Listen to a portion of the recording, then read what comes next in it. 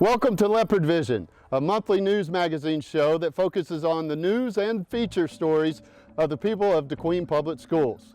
What you're about to watch are your stories, shot, edited, produced, and written by our DQTV students. This is Leopard Vision.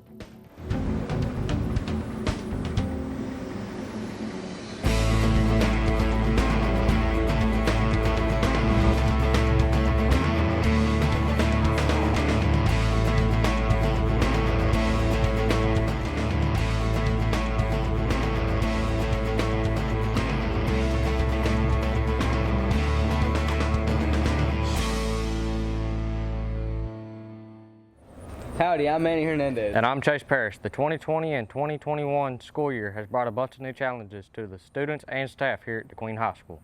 One big positive is the new 2020-2021 high school building we have. That is why we talked to Mr. James about phase 2 of the new project that is going underway now. Well, first of all, we're excited to move into the new high school. We've been working on it for the last year and a half, and we're so glad, first of all, thankful that the community passed the bond to give us the money so we can build this. But as you see behind me, it's 2 stories, over 70,000 square foot. It's got classrooms, labs, offices, and so as I've talked to some of the students, I know my son is one of the students in the high school, and he's very excited. The halls are a lot bigger, a lot more space, and it's new, the logos, and a lot of school spirit, so we're excited to have it. We're now starting a phase 2, which is we applied for with the state. And in phase 2, the first thing we're doing is taking the old high school and we're demolishing about 27,000 square foot of that building. So it was total about 47,000 square foot, so we're tearing down about 27,000 square foot of that. The other 20,000 square foot we're renovating. Renovating means new flooring, new paint, new lighting, new HVAC. So in that space, everybody's going to get a little bit of something.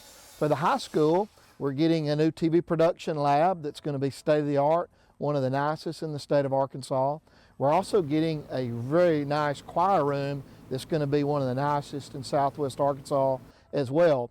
We'll also be getting some offices for some nurses and some other support staff, as well as some classrooms for special ed and some other overflow in case in the future we need it there.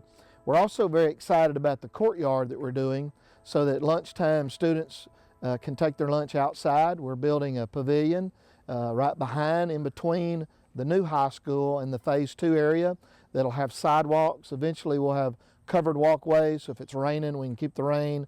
But we think that'd be a great spot for outdoor classrooms, pep rallies, or at lunch or before school, have a place where students can hang out outside during nice weather.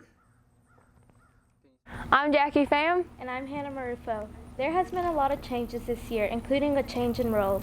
One specific change is former 2nd grade teacher Miss Amy Barker. She's enjoying her new role as a new primary assistant principal. I love it. I was a little nervous because I loved being in the classroom, and I had been in the classroom for 24 years, and I wasn't sure how much I was going to miss that part of it. And I do miss being in the classroom and being with the kids, but I am loving my new position. And I'm really in the classrooms all the time. I go into the classrooms and see the kids and talk to the kids all the time. So I'm missing the classroom, but I'm loving my new job. I think everyone is adjusting really well. And the beginning of the school year has gone much better than we anticipated. The kids are really doing a wonderful job trying to stay distanced. We have dots all on our floors, and they really watch the dots and try to stay spread out. And for the most part, they're pretty good about wearing their masks. It's hard for adults to change, but the kids are doing okay with it. My name is Aubrey Johnson. And my name is Abby Morris. We interviewed new middle school principal, Mr. Lindley, about his change of position this school year. We spoke about the effects of COVID so far and how the middle school is adapting. Take it away, Mr. Lindley. The students, for the most part, are following the guidelines that we've set. Most students wearing their masks like they should. Every now and then we have to remind them. They get a little lax some parts of the day, but for the most part, I think the students have done a really good job. I was very fortunate for the last 3 years to be here with Mr. Pinkerton, Lance Pinkerton. Learned a lot of good things from him. He was an excellent principal to work under. It's been pretty good, but there are some changes, yes. Great staff. Like I said, I couldn't have taken on the role that I've taken on, especially with just one principal here at this building, if I didn't have the staff that I have, and they're very, very good staff. My name is Harm Marufo. This week, DeQueen High School had the school elections for the 2021 school year. I spoke with Ms. Sarah Stewart on how COVID has limited student council responsibilities and elections. The responsibilities of the DHS Student Council is to keep the traditions going at DeQueen High School and to create new ones as the opportunity arises. This year's candidates are a fabulous group of young ladies and young men who have experience in previous student council, so I'm really excited that they want to participate again and hopefully create a spirit of Leopard pride during the 2020-2021 school year. Normally, we have our officers in place and ready to go when the school year starts because we are a busy organization, but we've had to wait, so our elections have been delayed.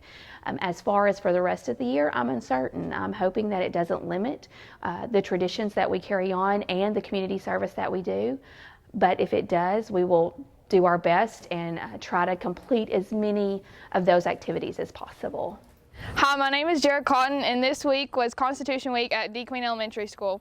5th grade science teacher, Miss Shonda Cotton, aka my mom, had a fun and cool way of celebrating it by doing a virtual escape room. We could have done more hands-on activities, but we have found a escape room for the kids to create. That's a very popular event that kids do these days, and we are having them do that, and they're having fun and learning all at the same time.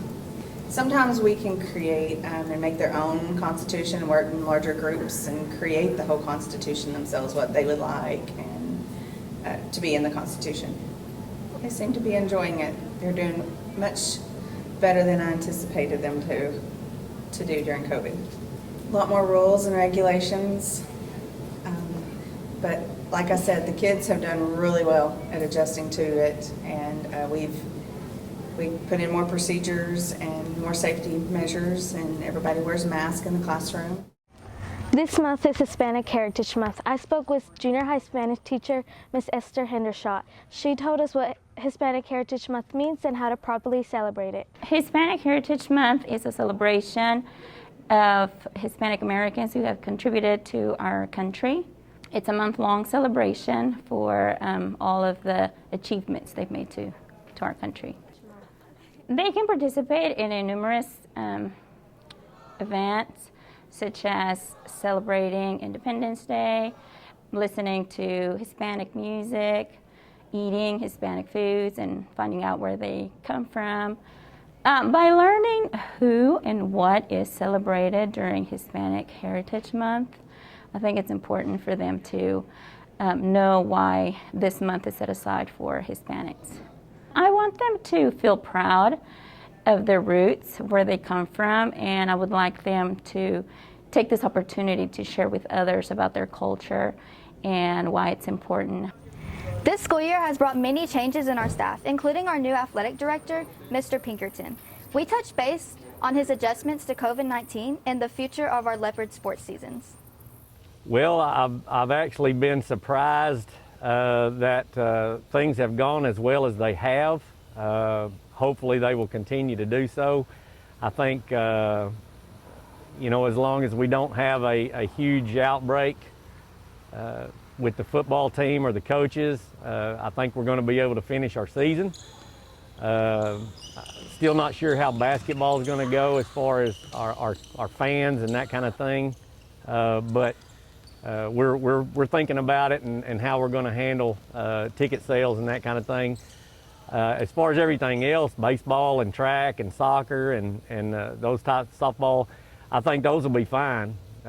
Being outdoors does help, so I don't think that it'll have much of an impact as long as we don't have school closed. You know, if schools gets closed, then the athletics is going to get shut down. So we'll keep our fingers crossed and hope that our school year gets to go as scheduled till May. And if so, then sports will be okay. 2020 school year has been hard on us because of COVID, but one great thing COVID has not taken from us is the football season. That is why we interviewed Coach Chesser on how the players are doing and how he's handling coaching through these difficult times.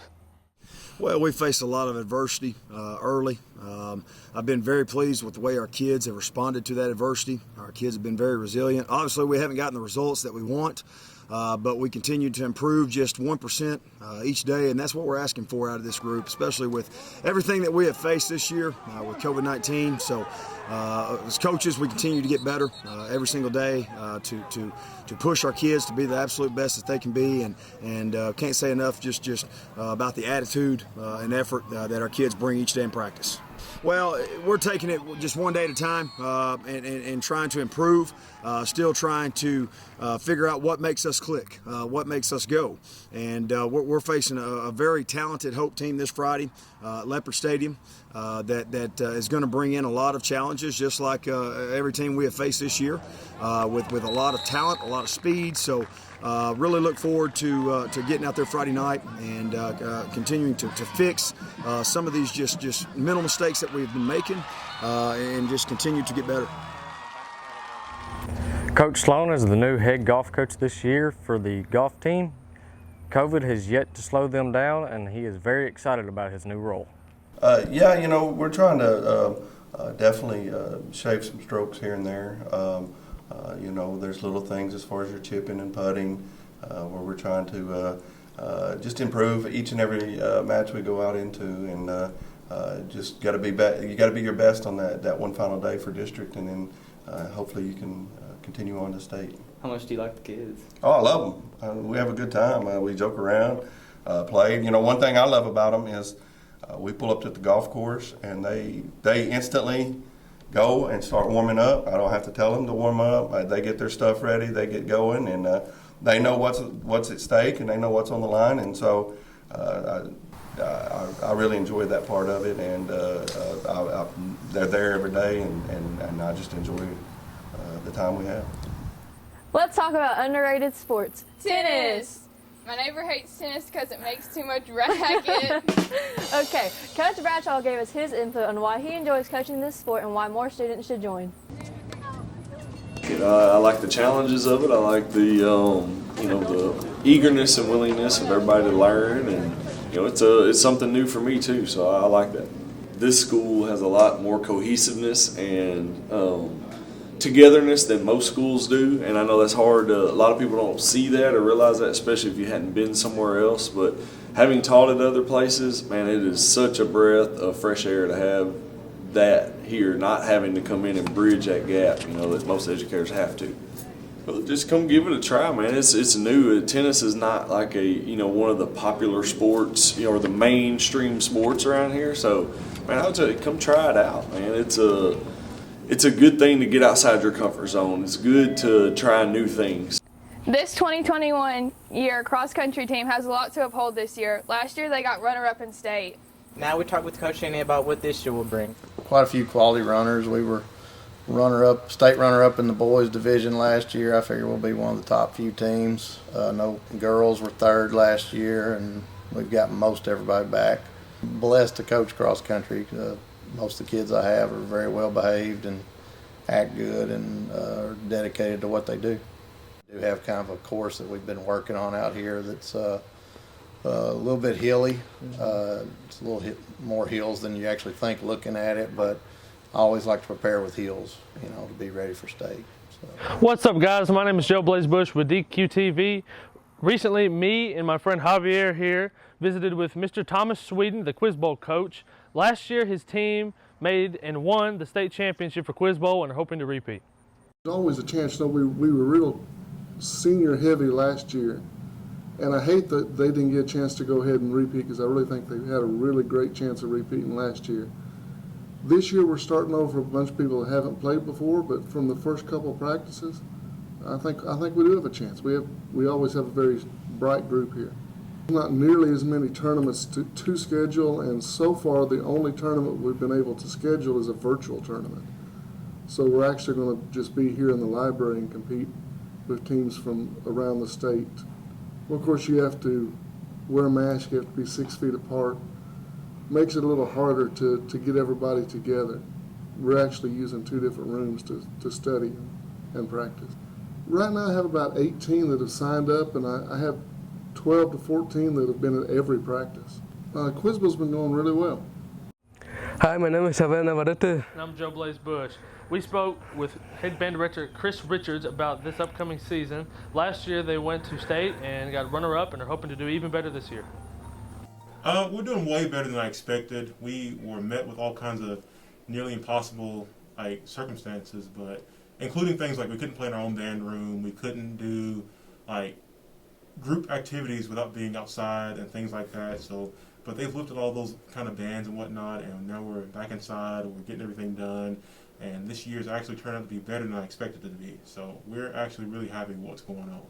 The head band director, you have a lot more responsibilities. You have a lot on your plate, and you're over an entire program, and it can be stressful, but I love it. I love the work, and then I love it motivates me to want to do more, having to do more. So I really do enjoy it.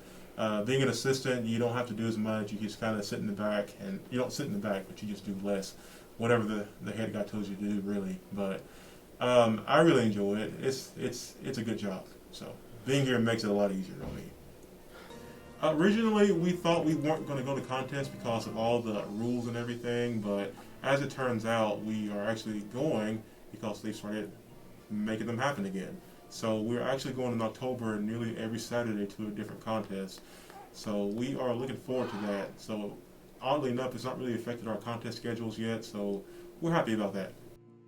Thanks again for tuning in to our first edition of Leopard Vision. A reminder, Leopard Vision is a monthly news magazine show that focuses on telling the news and stories of our family here at the Queen Public Schools. So if you have a tip, be sure to email us at dqtvdhs@gmail.com. And remember, it's always a great day to be a Leopard.